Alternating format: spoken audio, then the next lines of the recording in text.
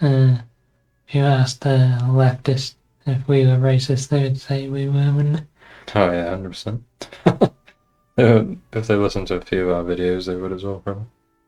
Like, I don't know what I was on about in the last one. What was I on about? Oh, was that the football video? I was saying something racist. Yeah. Not actually racist, obviously, but they would perceive it as it. But yeah, it's a question like, am I racist? I don't know.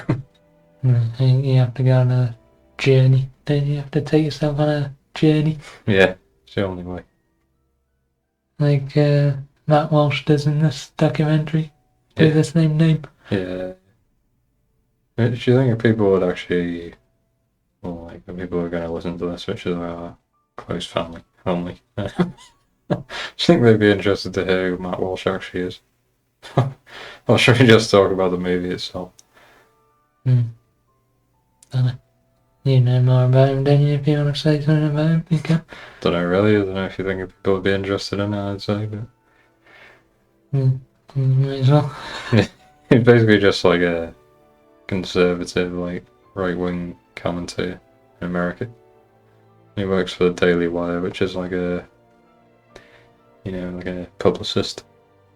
And they just run like political commentary and stuff on the culture, but from like a right-wing perspective, and they're all like religious and, they're like going against this whole woke, leftist ideology. Which, he's like Matt Walsh himself is like a really exceptional at making these documentaries that just like completely ridicule the other side, Just makes it hilarious, doesn't he, really? No. He has a style where he just like baits them into saying stuff that, he knows that what they're going to say because he knows what their rhetoric is then. Yeah. He's just like perfect at it.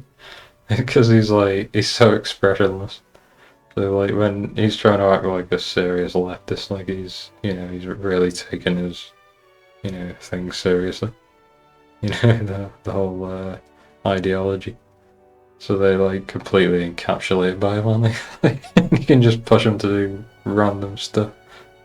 Yeah, which he does many times in this. Yeah. I think he gets more out of them in this one than he did in his What is a Woman one. Yeah. Because What is a Woman? He was coming in as a skeptic, wasn't he? Really, like he was questioning them. But in this one, like the title says, like it's am I racist? He's trying to find out for himself, like how these people think and like how it relates to him personally, which is just really funny. But obviously, he's playing a caricature, isn't he? Yeah, and it's like just a sarcastic like journey he goes on, like pretending to become one of these leftists. Yeah, and he's just like, where's the next logical place for me to go? He asks at the end of every like interaction he has with these weird people. He's like, what do you think I should do next? And then he goes and does that, and then it just leads into like, in the end, like leading his own seminar on like how to become less racist. Because you can never become fully not racist, can you, as a white man? But yeah, according to these people in this film. But you can like, be a little bit less racist, or at least more conscious that you are racist. Why is it good? You mentioned it in the intro, but he just lets them talk, the people he's interviewing, and they just say dumb stuff, don't they? Yeah, like you just sort of say like a statement or like something, and then just say thoughts at the end, and then they just like go off the rails, don't they? Yeah. And the whole like first interaction he has that sets up the journey. He's talking about his daughter with another woman who has a daughter. That's just really funny, isn't it? Yeah. Like the Moana problem. Yeah. You can see a clip on YouTube of that if you just want to watch that. It's just so funny. Like honestly, the stuff these people come up with, like obviously I'm used to it because I'm always listening to Matt Walsh and like that sort of environment, So I'm used to hearing these points of view, but for like just a random person who watches this, they must be like, what the hell? Who are these people? Like I've never met a person like this, Yeah, it's just so stupid though, because there's the whole if she likes a white princess, then that's racist, because why doesn't she like the black one? Yeah. And then if she likes the black one, then that's cultural appropriation, and that's racist, so you just can't win. Yeah. You can't like anything. It's just whichever way you go with it, you're racist. And that's the point of the movie, isn't it? Like, these people are just like on a massive grift, basically. When you see the amount of money they're making. Yeah, that's just the way to describe it, it's a scam. Yeah. It's weird though, isn't it? Like how people just fall into it. Yeah. Like I said, didn't I? Like after we watched it, like I distinctly remember when the George Floyd incident happened, and I was like sitting there watching BBC News, which of course I'd never do now. And I was like, wow, really? I had like this like emotional reaction inside, like, oh man, you know, black people are treated so badly.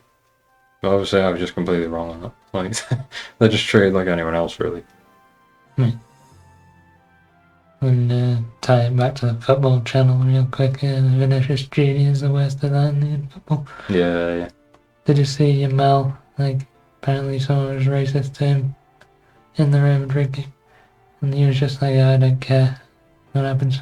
I'm just playing football on the pitch. Yeah. I don't understand why it's such a big deal. Like, we may as well get to the point in the ginger thing now. Yeah. So obviously we're two ginger men, white men. Like, how come we can be like, you know, taking the mick out of our hair, but a black person can't for their skin? Like, what's the difference? I know we haven't experienced 400 years of oppression at the hands of the white man. Yeah, but they haven't either. They're like max 100. Yeah. Yeah. I don't know. Like, if they're, you know, if they're so great, how come Africa's so rubbish?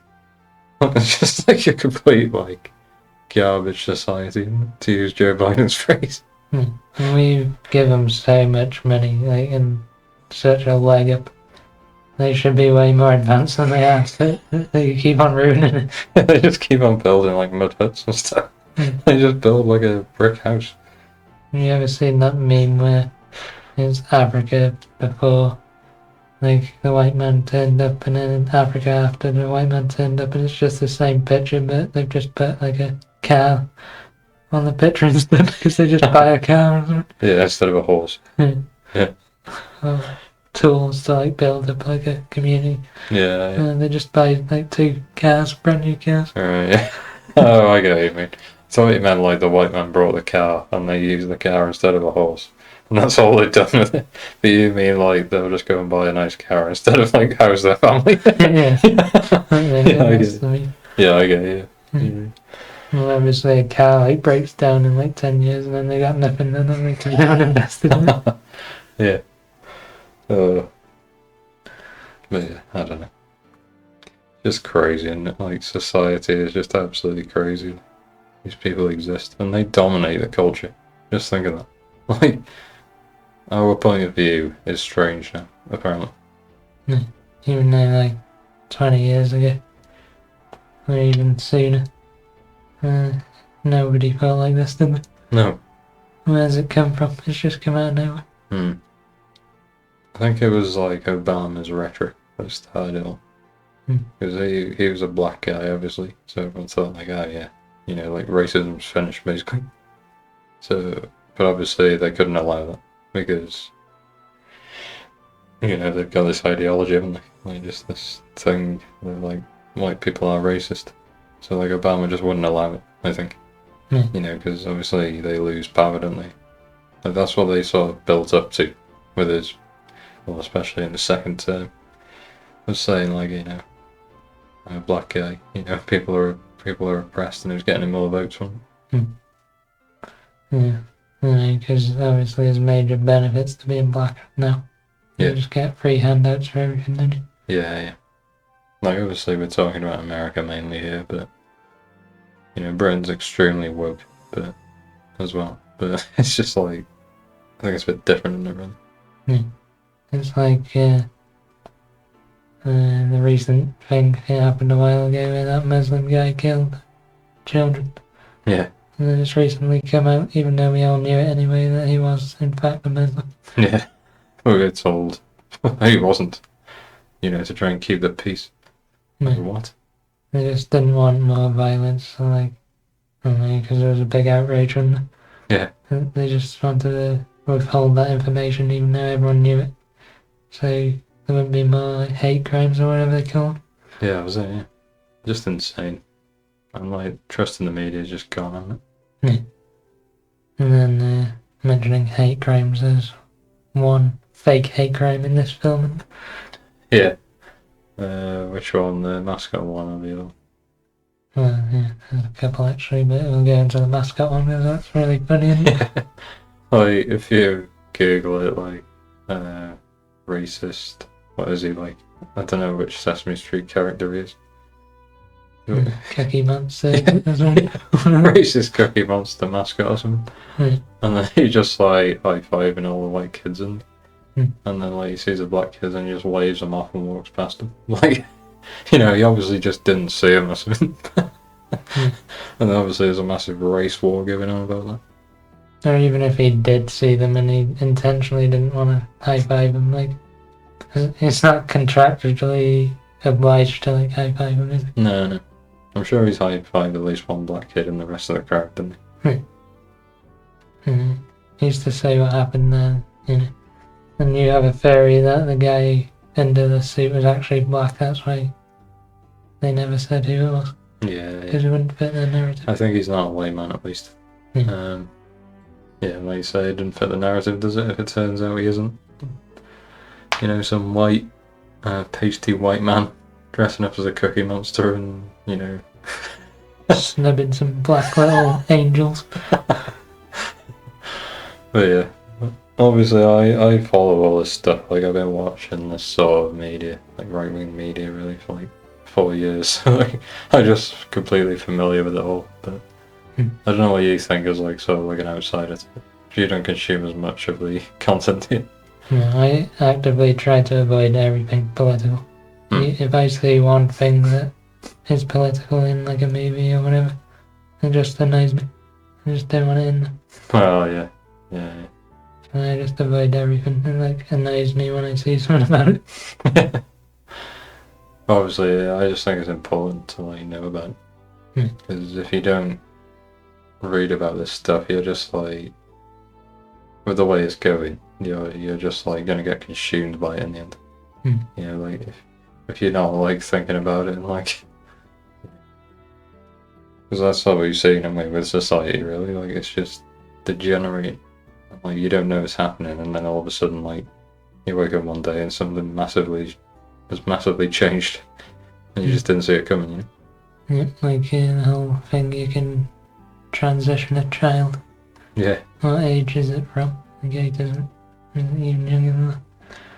Well, depends really where you are, but I think any age goes in like California or something. But in the UK, they said they banned it, didn't they? Did Yeah, because I forget who did the study now. But they were like, yeah, this is just like barbaric, basically. Like, these kids don't know what they're doing, do they? There's seen, was it Jordan Peterson saying that these people who have these sorts of issues, when they didn't know what gender they are, they just like end up turning to be like a gay person or just something like that. I mean, they didn't have to get their dick chopped off or whatever. Yeah, that's it, yeah. Or it's pushed on them by the parents and they don't want it. Yeah, right, yeah, true. I don't know how you could ever do that to your own child. No. It's crazy, isn't it? Like, you're just ruining their life.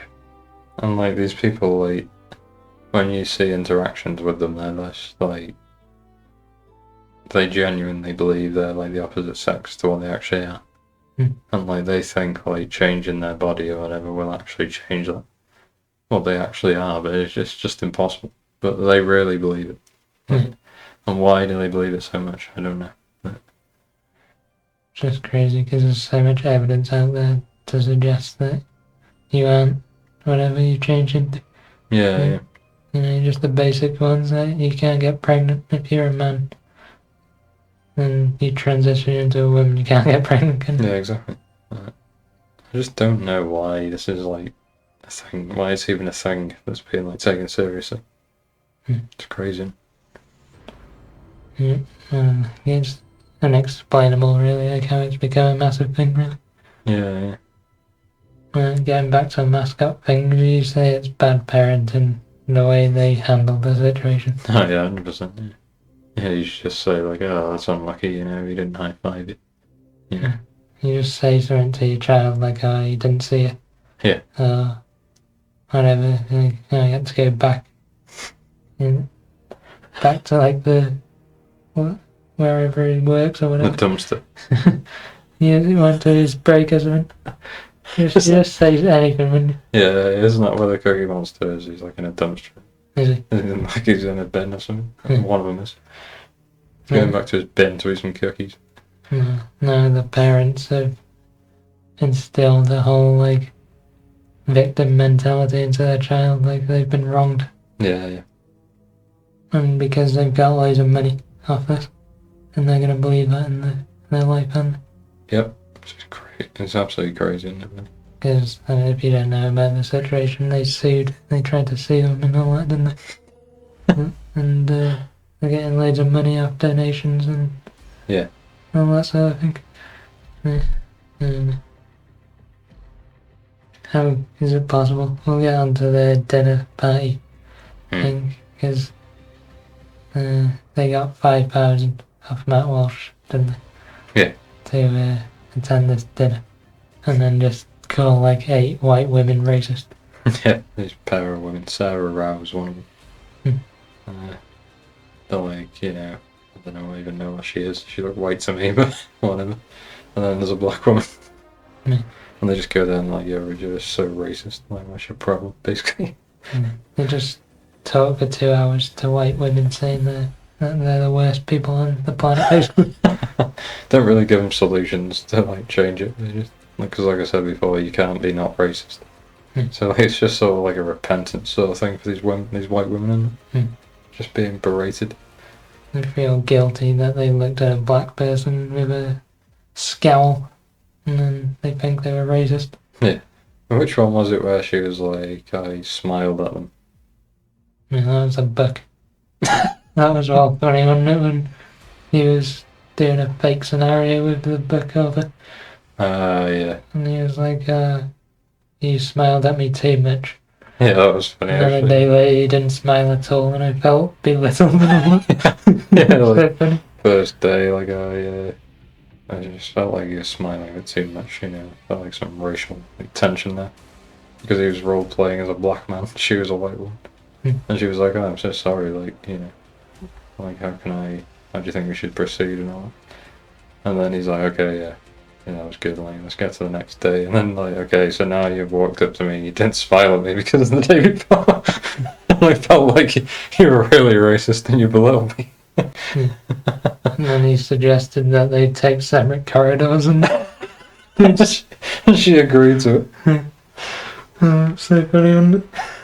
It's just, she was being deadly serious. yeah, That's what makes it even funnier. Yeah, because like she does these like workshop things where she'll like play out a scenario. So like give you an example of how you should react to a racist situation. And he's like, okay, let's go. Oh, what about this one then? You know? And like you say, she's taking it dead serious. And she's like, whoa, that was a tough one when it finished. So yeah, because that would never happen. Like, what would you say? What would be your response if you were, you just like go down a corridor in work and some black guy, like the next day he's like, oh yeah, yesterday you like smiling at me a bit too much on the corridor. Like, what the hell would you even say to him? I'd just say, I don't care, and just carry on walking. I always say like, hi to someone, I'll smile at them in the morning. Like, that's just what I do, mate. Like, what's your problem? Because he was like, Matt Walsh was like, yeah, I'm thinking about taking it to HR. Yeah, like taking that to HR and get you sacked, isn't it? Yeah, which you probably would. Yeah, probably would nowadays, but like, it's just nothing, is it? No. Smiling at someone. It's just weird. It's just so weird. And they know they have that power. Some black people actually abuse that power, don't they? Yeah, they must do, yeah. Yeah, it's going to be a certain percentage. At least I think like that. Because they are, like you said before, they're just in such an advantageous position now. You know? especially in the job search, like they just diversity hires or whatever they call them, don't they? Yeah, like you have to interview so many black people as well and stuff, don't you? Like? Yeah, or like gay people or whatever. Yeah. A white man's like on the bottom of the pile, apparently. Yeah, bottom of the pile. Right? Even though they say we're on top. We're actually the most useless right now, Yeah, that's it. especially white men. Yeah. I don't know, have you got anything else on the list? Can we talk about the Uncle Frank scene now? Yeah. So Uncle Frank, he was like the best part about this whole documentary one. Yeah, obviously on Matt Walsh's show, I've been hearing him saying like he really liked the Uncle Frank scene, but like I didn't hear any spoilers about it or anything. So when it happened, it was just so funny. Yeah. And basically, it's at the end of the journey. He's got his own workshop, like you mentioned earlier. And he's invited people. They've actually paid him to come to his workshop instead of him paying for them to come. Yeah. What did he get? Like three grand, right? Over $3,000. Yeah, something like that. And they don't want to be racist anymore, so they've come to his workshop to find out how to be less racist. Yeah. And then you had this whole like 9-step thing to do. Yeah. Which she didn't reveal to them. Like he was just like going through the steps as the scene went along, wasn't Yeah, and they got progressively like worse. Yeah, just like like it's just absolutely crazy stuff. Like it's like, and he's like pushing them to see how far they go. Basically, that was his whole deal. Like to show this scene, like these people will literally do anything you tell them to. Yeah, if it's in the name of being more inclusive. Yeah, it's like it was really funny, wasn't it? Like just even the first step, he's like, okay, like we're just gonna like say, probably you're the most racist person in the room. And then, like, a couple of them, like, bailed out instantly, didn't they? They're like, I'm not doing that. And I do think they thought that they were going to get painted up. Don't know. I don't know, maybe they were just not as woke as they thought they were. Don't know. It'll be interesting to see why they left. Yeah, we'll never find out, though, will we? No. And then, he turns it on the head, doesn't he? And instead of painting at someone or whatever, making a joke or something, he paints to himself. Yeah, which is just even funny. He just points at himself and he's like, well, why the hell don't we, like, say ourselves are the most racist? What's your problem, basically? Should be looking at yourself. How do you don't know any of these people? It's just like, just met them. Yeah, because obviously that's what I was thinking. I was thinking like I would point at someone else. I just pick out like the whitest looking old dude, oldest guy, whitest guy, point at him. He's probably the most racist. I never thought to point at myself, even though it would probably be true in that room. You just wouldn't want to admit that you're racist, though, would you? Like, they don't want to admit that they're still racist. Yeah, but then his deal was like, yeah, that's a good point, because they don't want to admit it, but Matt Walsh's deal was like, yeah, you should be saying you're the most racist. So he caught them out in that way. Because they don't want to be seen like that, but they should be admitting that they are. So like it's just like an impossible task again. Yeah, because they've admitted just by going there that they think they're racist. Yeah. Because if you didn't think you're racist, you wouldn't go to one of these seminars, would you? Yeah. But it's just this timing of like just saying stuff is just perfect, isn't it? Yeah. I really didn't expect him to go there with it. No. Don't know where I expected it to go, but yeah. It was just so good, wasn't it? Yeah. Perfect. And that was just the first step, and then a load of other steps happened which were all pretty funny and entertaining, weren't they? Yeah. And then we get to I think it was step 8, was it? One before the last. Uncle Frank's step. I don't know if he had any more steps past the 9th, but I guess it sort of ended there, didn't it? Yeah. Would have been interesting. Yeah, the Uncle Frank one was the best one. Yeah. So basically he wheels out his uncle. Which I think it was an actor, it wasn't his real uncle. No, it was his real uncle. Was it? Yeah. Yeah, that's crazy. He wheels him out and he's like in a vegetative state basically. Yeah, he's just wheelchair bound. Can't even keep his head up straight. He's like, the whole point was to make him look like, completely helpless. Yeah. And then Matt Walsh goes and tells a story from 20 years ago how he said a joke about Mexicans. Was it? Yeah, he was like, what's the. What was it like? What is the phrasing of that sort of joke? It's like, what's the difference between a Mexican and a Yeah. table? And he's like, a table can support 5 people. Yeah, 5-person family or something. Hmm. You know, Mexican count. And then, like, Uncle Frank was laughing. I don't know if it's, like, the first time he heard the joke as well, maybe. Like, because he just naturally laughed. And then, like, obviously Matt Walsh is like, see, you laughed back then and you're laughing now. And he starts, like, berating him in front of the group, and it's just, like, so uncomfortable. Yeah. And they're all like hating him, and they're like seething at him, like, how could you make that joke? Yeah. And he's still laughing now, 20 years later. Yeah. He's just never changed. And then Matt Walsh it was good, like, minute. He's, like, actually shouting in Uncle Frank's face and, like, berating him. I don't know how he kept that together. No. I would have just laughed. Uncle Frank was just told, like, just close your eyes and, you know, just, like, sit there. You know, because otherwise you're going to laugh probably, aren't you? So, he, like, finishes and then he's like, okay. And he just goes, like, back to the front of the class. He's like, does anyone else have anything? And, like, obviously no one says anything because it's, like, his uncle. Like, you're not just going to have a go at his uncle, like. Yeah, and then he picks on him about, does he? She looked a bit like a lesbian. Yeah. He was like, number 6, because they all have badges on with numbers. It's like, number 6, you're of Hispanic descent. Do you have anything to say to Uncle Frank? He's like, I have a lot to say, but I'll just say this. Fuck you. Like, from the bottom of the heart, wasn't it? Like, it's crazy. Like, you're just gonna tell, you know, some random guy. He told a joke 20 years ago. You're just gonna tell him, fuck you, in front of like a lot of people with, like, complete hatred. Yeah. And she also said, but just before that he's irredeemable. I don't think it's possible to save him. Isn't it? Like, what? I was crying laughing at that.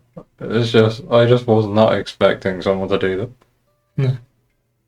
Because, you know, all the other scenes, like, something happens and you don't get that much of a reaction, do you? Like, no. Because it's real life, you can't script it, but...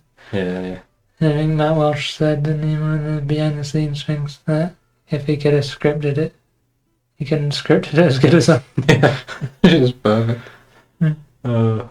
And then, like, some other woman has a go at him as well. I forget what she says. I think she swears at him as well, right? Yeah, the other white woman. Yeah. And then he's like, oh, that's excellent. Yeah, he's like, thanks. What did he say? It's cathartic or something. He's just screaming at this old man. And then he wheels him back out and he's like, oh, thanks, Uncle. I'll see you on Saturday. Yeah. Like, they're all expecting him to say, like, he never speaks to him.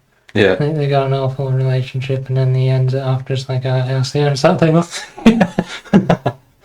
And, oh yeah, I should say, like, when they're clapping the black guy who's wheeling him in and out. That was funny, wasn't it? It's just like, you gotta clap the black guy just for doing that. And they go along with it. It's just crazy. Yeah, and then, like you say, like, they were expecting him to, like, shun his uncle for being racist. But even after he was like, oh yeah, you know, we'll hang out on the weekend or whatever, they were still, you know, like, listening to Matt. Like, he was, like, giving, like, a great sermon or something, wasn't he? Yeah. I think maybe they thought he was trying to, like, turn his uncle good or whatever. Yeah, He's doing the job in the background or whatever. Yeah, maybe. Yeah. But then... Yeah, you can go for it. The next step. Yeah, he just, like, gets them to pick out, like, a weapon, basically, to, like, self-flagellate, you know, like, either whip themselves or paddle themselves. And then, like, a few of them bail out at that point as well, don't they? But then, like, a few stay and, like, select the weapon, basically. It's just like, why would you do that? Yeah. And then, obviously, I don't know if it was part of the script, I think it was, but he was never going to let him do it, and everything. No. So then he, like, pretends like it's gone too far and or whatever. I think that's his way of, like, trying to make them open their eyes, and Yeah. Yeah, that's a good point, yeah. He's like, yeah, why the hell am I doing this? There's something wrong with me. yeah, because like obviously they would have just done it, and this seminar would have ended, and they would have thought they did a good thing, but now like he ended it, and it looked like he just took that decision, didn't it, on the spot? Yeah. Makes them think about it. Yeah, definitely. Yeah. Very interesting. Obviously, we covered a lot of ground here, haven't we? Yeah. And I just wanted to get into one last point. Like, don't know if it's like something bad, but the whole scenarios they were like kind of scripted. When Yeah. What did you think about that?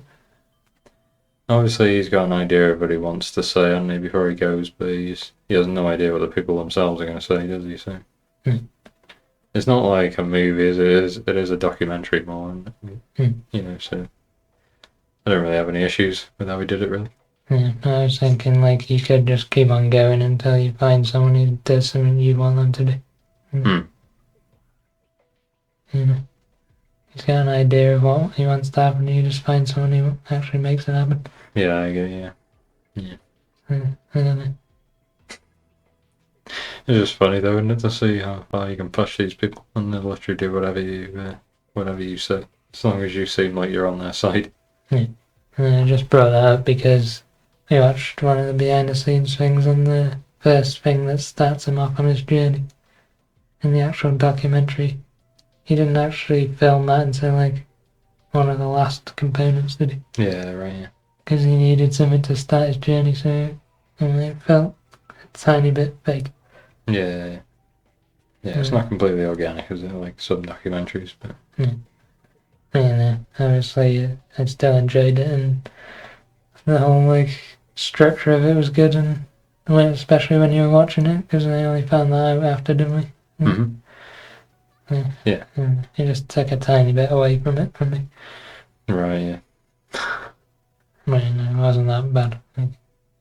I get that they were trying to tell like a specific story when they say. Yeah. That's what you have to do. Yep. And then that gets into the star rating. They give it a lot of positives there. Yeah. And only like one minor negative, so it's going to be pretty high up in it. Yeah. I don't know, what would you give Wise a Woman if we can retroactively do that? Yeah, it's tough because I haven't watched it for a couple of years.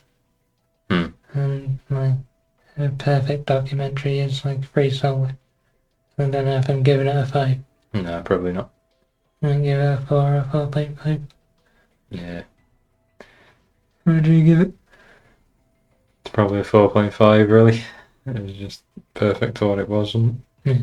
And then this one you give a 4. Yeah, I suppose. I could go to a 4.5 as well, but just because I don't really have any issues with it, but I just thought it was hilarious. Probably the funniest thing I've watched, like ever, really. Just because, I never see stuff like this. Yeah. You never get comedy nowadays, do you? No. And then it's tuned to your specific taste as well, and it makes it funny. Yeah. Yeah, I don't know. I don't mind. No, it's hard because I can't remember what we'd give in other documentaries or what we would give them. I don't know, what was Daughters? Yeah, we thought that was good, but I can't remember what we give it. Why do you think this is better than Daughters? Like wildly different, aren't they? Hard to compare them. Yeah. So maybe they're the same. I think it might be a 4 then. I think. It's not, like you say, it's not as good as like a Free Solo or something, is it? Like but it's completely different as well.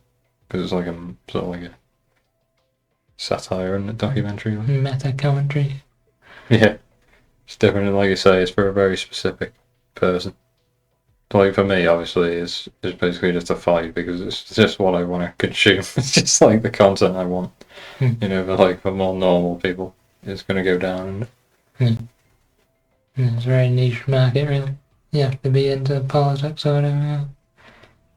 This whole debate, don't you, to actually like it? Yeah. I would give it a 4. Yeah, right. Just go with that one. Yeah. Seems like right-leaning person, general right-leaning person, we go with about a 4. Obviously, I listen to Matt Walsh every day, so I just support the guy, don't I? But Yeah. And I don't, so there you go.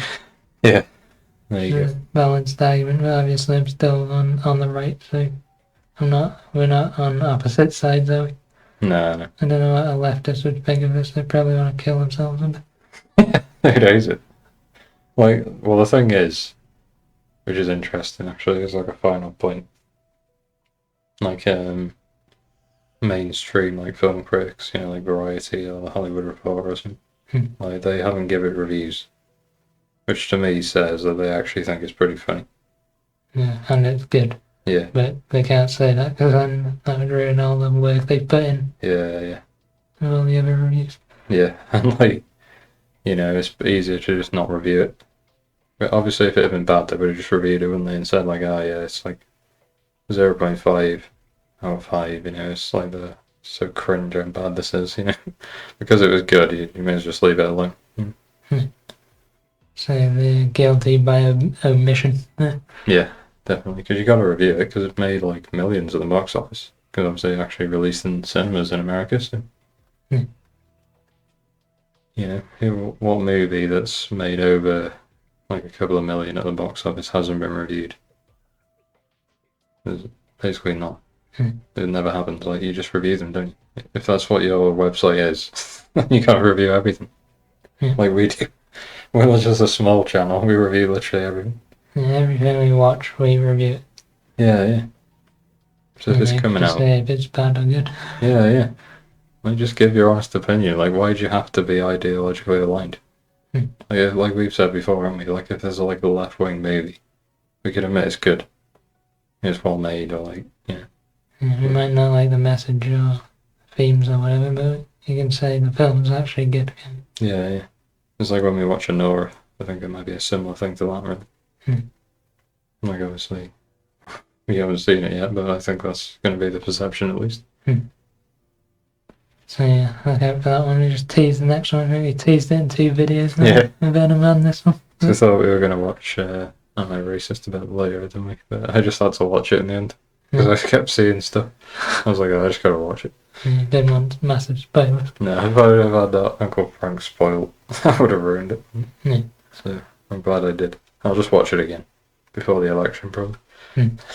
Obviously, if you live in America, get your voting and only vote for Trump, obviously. Yeah. Well, yeah. Like, who was it who said? I was listening to someone with a left-wing person. Jimmy Kimmel. And he was saying, like, if you're going to vote Kamala, make sure you get your vote in by Tuesday. If you're going to vote Trump, you can leave it till Thursday. That's my message to you, if you're a leftist. Yeah, but the other way around. Yeah. But yeah, thank God I might do it. Obviously, we could have gone way deeper into, like, society and culture and all that, but we sort of get into that bit in every review, don't we? We cover it in the end. Yeah, just watch all our other reviews if you want to know our hot takes. Yeah.